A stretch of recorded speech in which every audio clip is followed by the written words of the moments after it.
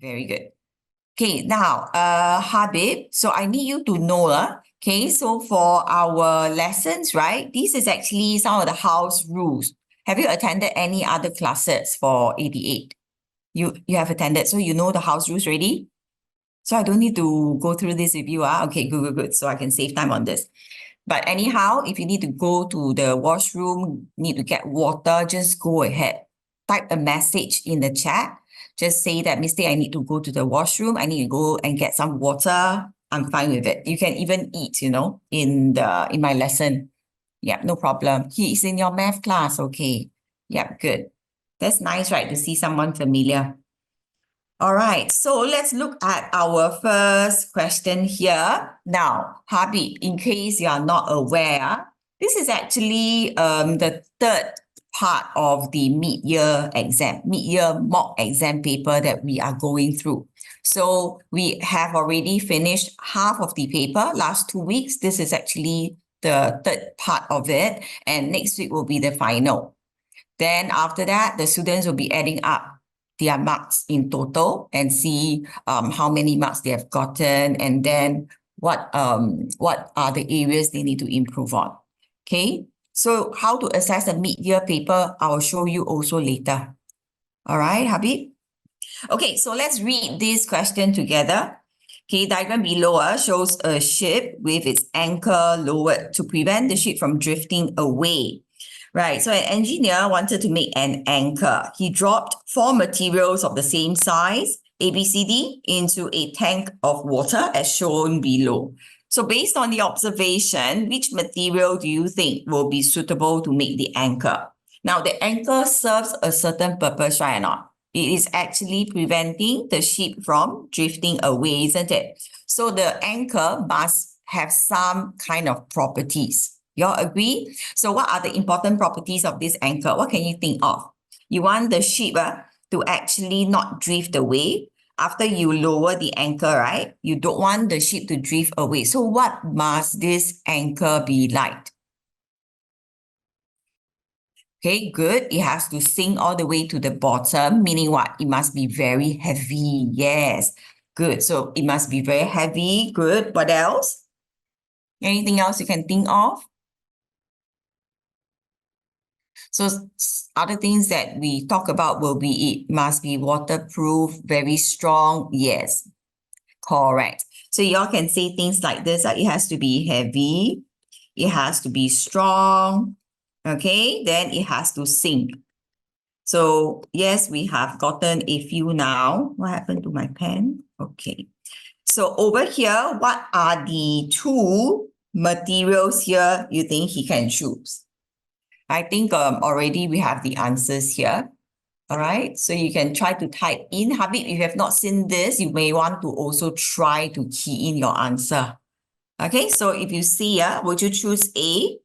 We wouldn't choose A because A floats, isn't it? So A must be something that is very low in density. That means it floats. That means it's not heavy, usually lah. Okay, what about B? B is like hanging in the water. We call it suspended in water. So when it's suspended in water, it is also not a very good anchor, isn't it? Because the ship can still continue moving, dragging B along. Can y'all see that? So for A and B, right, when the ship continue to move, it is just going to drag the 2 materials along with it. But look at C and D. C and D seems to be like moving downwards, and then they really sunk to the bottom, isn't it? Meaning they must be very heavy. So what is our answer here? We will choose C and D. Do you think D can actually lie flat on the base of this tank? Yes or no? And give me a reason why you think so. Okay, some of you said yes, but why do you think so?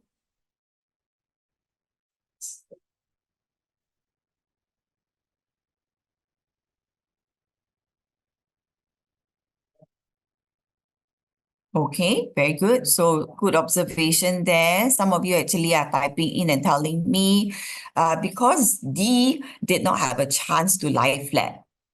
Okay, it is like lying on top of C. It is being blocked by C. Yes, good. So Grace also said the same thing. But other parts of D seems to be going downwards, isn't it? So we can see only this part is being blocked.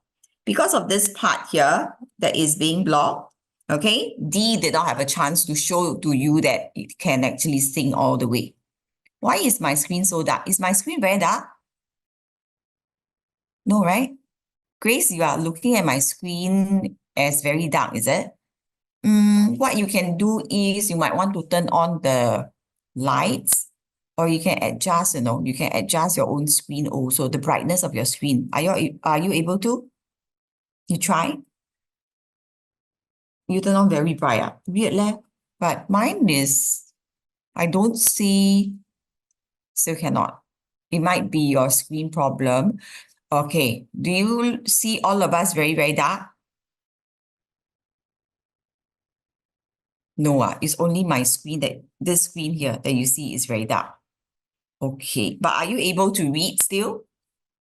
Still able to read. Okay, later on, we see how we can actually help you.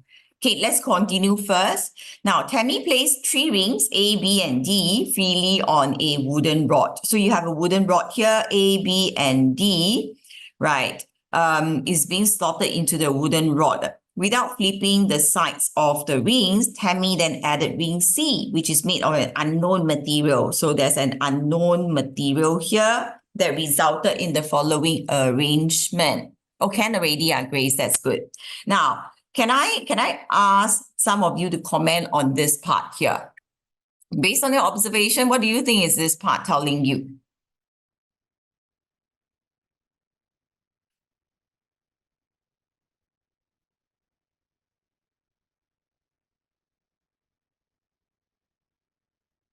Okay, good. So you can see that,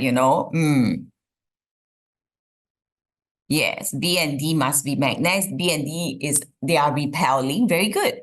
So repelling means they must be magnets, right? When two things are stuck together or attracted each other, doesn't mean that they are magnets, But if they start to repel, we can be very sure that they are magnets, right? Correct or not? So you all got to, only magnets can repel each other. That's right. Okay, so you all got to know because of the repulsion. So therefore, or thus, B and D are magnets. For sure, they are magnets because repulsion is the key and most important factor to determine magnets. Are y'all clear? Only magnets can repel each other. Okay, now, so we know that B and D, they are magnets, right? You are supposed to choose, the following combination to prove that this is possible. That means that we can slot in a C, right? Okay, and have this kind of arrangement. So if you can see over here, the option here, if you want to determine B and D are magnets, it seems like all the rest of the options are not correct already, isn't it? Can y'all see that? All right. So let's check first. If A is plastic and C is plastic, is it possible for B and D, to still be magnets? Yes, it is still possible. Yeah, so good. If y'all can determine that, answer is B, then it's fine. Okay. So the moment we see repulsion this way, right? Okay, B and D must be the magnet. Can I say A and D are magnets? B is not. Is it correct if I make this statement?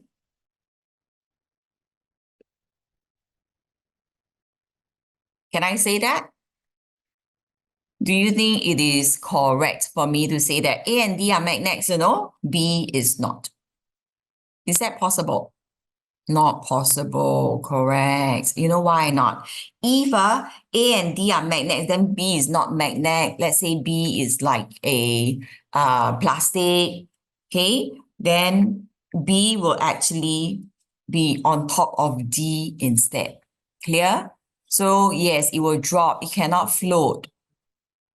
You have to know this. If you all don't know this, then you have to understand, right? Okay, plastic can never be attracted by magnets, only magnetic material. Do you still recall what are the magnetic materials? Write down for me the magnetic materials that you can remember.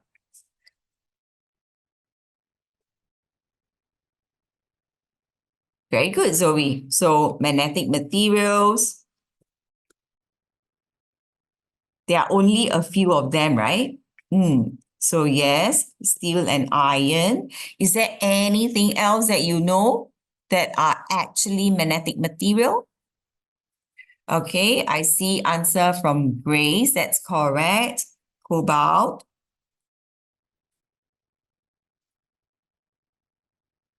Copper is not. Anything else that you can, yes, Habib, you are right. So we have also nickel.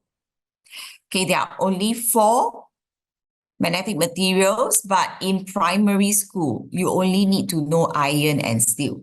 Okay, that is the PSLE requirement, but I know there are also schools that test even the cobalt and nickel, but you are only required to know steel and iron. Is it okay? So Callista, you can understand this part, huh? So some of you wrote down zinc, copper. No, they are not. Only this 4. Must remember. Question 3 now. Sheila filled a balloon with water, then sealed the opening. So tie up the opening of the balloon. Then after that, she placed a brick on the balloon. Correct or not? Then you can see the diagram looking like this. The balloon, usually balloon doesn't look like this kind of shape, isn't it? So Sheila observed that the balloon did not burst, but she did notice a certain change. So what do you think was changed over here? I think I already mentioned it. Yeah, very good. What do you think is the answer? Shape, definitely shape. Yeah. So when you actually place the brick on top of the balloon that is filled with water, right? Do you think mass can change? No, because whatever is contained inside the balloon, right? Okay, is the same amount of water. The balloon did not burst. Okay, will the volume of the water change? No, because it is still whatever water that you put in still contained inside, isn't it? So will the temperature change? Do we do anything to increase or to decrease the temperature? Did we add heat to the balloon? No. Did we remove heat from the balloon? No. So definitely not. Only this will change. Very good. Question 4 now. You have this experiment. Okay, using a sealed up container, okay, of 400 cubic centimeters. So this is the capacity of the container. Now there is a syringe with 50 cubic centimeter of air. A student pump in all the air, from the syringe into the container. So what does this experiment show? Okay, so the syringe with 50 cubic centimeter of air, it is being pumped such that all the 50 cubic centimeter of air goes into the container. So what does it tell you? Is it telling you that air has mass? Is it trying to show you? No, Habib, yeah, you responded. You are very fast in responding also. Zoe, you also shake your head, very good. Okay, so no, because nothing to measure the mass, isn't it? There's nothing indicated in the diagram. Okay, no instrument, no weighing scale, no electronic balance. All right, so air takes up space. Will you agree with that? Yeah, because we know that, okay, this one is already a good indication that air takes up space, 50 cm cube of air, right, in the syringe. So is it also true that air has no definite volume? Yes or no? Correct. You got to remember this. Why? Because this container can take in more air. Agree or not? So even though the container already has got these 400 cubic centimeters of air, another 50 cubic centimeters can be pumped in. So there's no definite volume, So you can keep pumping in air into the container. And therefore, our answer is B.